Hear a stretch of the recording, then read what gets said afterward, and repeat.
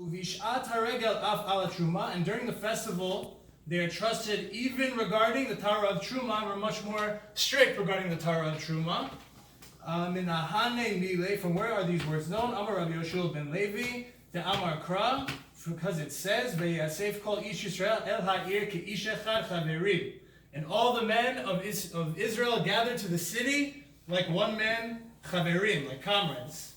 Hakatuv asa'am kulan chaverim. They consider them, all the Amei Aretz were considered like chaverim. In the context of the verse, chaverim is comrades, it's friends. But in the context of our Gemara, chaverim refers to chachamim.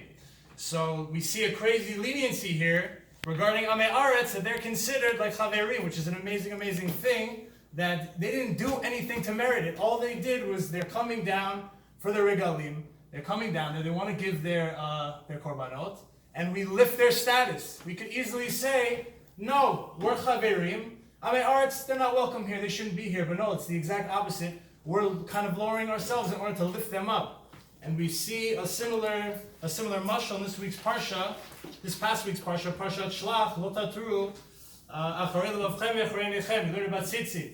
We learned that you're not supposed to go after your heart. You're not supposed to go after your eyes. And the whole idea of tzitzit is to remind us, to show that we're the servants of Hashem. We're slaves of Hashem. We have to put our desires, the things that we see, the things that we want, that we're not really supposed to have, we put it away, we put it in our pockets, and we do what Hashem wants us to do. And there's another thing we learned in the Parsha, that the extra Yud in Hoshea, we turned his name into Yoshua. Moshe gave him the extra Yud. One of the reasons is because the Yud is the smallest letter, it's the most anav letter, and he's trying to show Yoshua that in order to lead a big nation, and a nation with a lot of chutzpah, as we've seen over the last few parshiyot, and we're going to continue to see it, in order to lead such a nation, the best way to do it is to lower yourself and to be sensitive to their needs. And that's really the most important thing that you have to do. And there's no one better than Moshe to teach such a lesson. We see that Moshe, he was a shepherd, he was looking after his sheep, and one of the sheep went astray, and it was running for miles and miles and miles, and he had to chase the sheep for miles. He's screaming after the sheep, get back here, what are you doing, get back here. He sees that the sheep, after miles and miles of chasing the sheep, it goes up to this little river, and it's drinking from the river, and he says, oh, the sheep was running because the sheep was thirsty, the sheep was tired. He was sensitive to the sheep. He decided, okay, I'm going to go take the sheep, I see he's tired, he's thirsty, I'm going to put him on my back, I'm going to bring him back. And then the burning bush, Hashem came in the burning bush, and Hashem said, that's the person I want to lead Am Yisrael, someone who cares about one sheep, not 1,000 sheep, or 600,000 people, but just one yid. One sheep is the only one that he wants to change. And Moshe was able to take himself and make room for all of Klal Yisrael. We see the Arizal brings down that when Hashem created the universe, he made room within himself for us to exist and for the universe to exist. And this is what he saw in Moshe at this moment. And Moshe was the greatest. We know he was the greatest in Nevuah, and he was the greatest in humility. There's no way, there's not a correlation between those two things, where in order to be great in Nevuah, you have to be humble. In order to have room for Hashem, you have to lower yourself. And in order to be a leader of a nation, you have to lower yourself.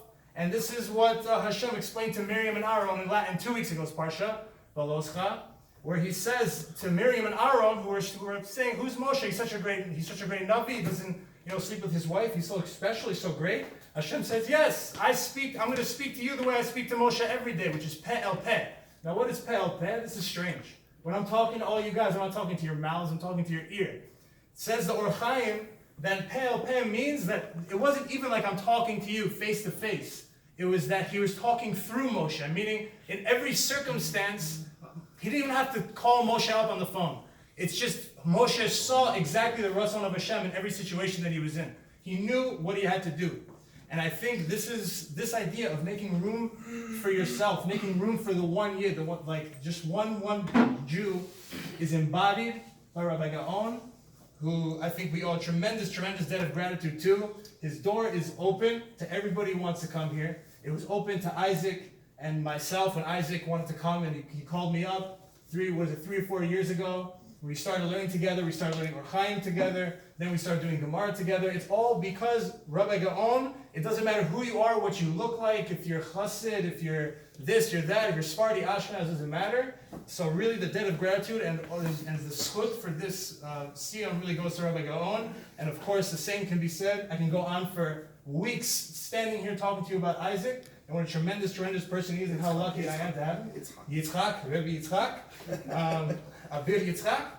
We're so lucky to have him, and kol hakavod to Rav Gaon and Rav Isaac, and it's a pleasure. And we should continue to learn more Torah together. We should be zocheh. The whole yeshiva should be zocheh to share many more siyums together. Amen. And continue to grow together. Amen.